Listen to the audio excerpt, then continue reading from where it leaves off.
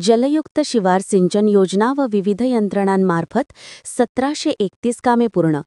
जलयुक्त शिवारमुळे सिंचनाची सोय, विविध यंत्रणांच्या कामामुळे मोठ्या प्रमाणात जलसाठा, शेतीला सिंचनाची सोय व्हावी या दृष्टीने राबविण्यात येत असलेला युक्त शिवार योजना महाविकास आघाडीच्या सरकारने ठेवली होती.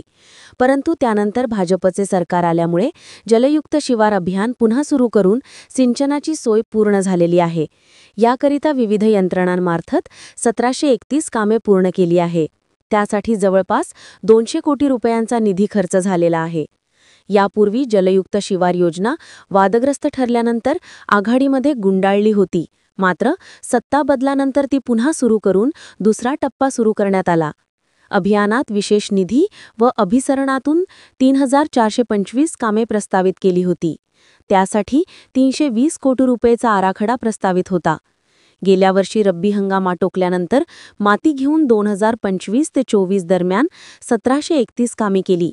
ही कामे कृद व जलसंधारण विभागासह जिल्हा परिषद लगोपाटबंधारे, जलसंपदा विभाग, कृषी विभाग, भूजल सर्वेक्षण, वन विभाग, सामाजिक वनीकरण व पंचायत समितीमार्फत झाली. 197 कोटी रुपये त्यासाठी खर्च केले आहे.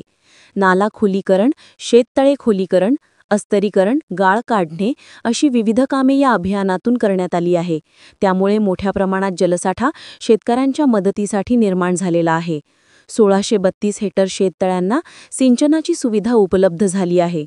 आमदारांनी पाहण्यासाठी उपयोग शेतकऱ्यांना सिंचनासाठी होणार असल्याचे सूत्रांनी सांगितले.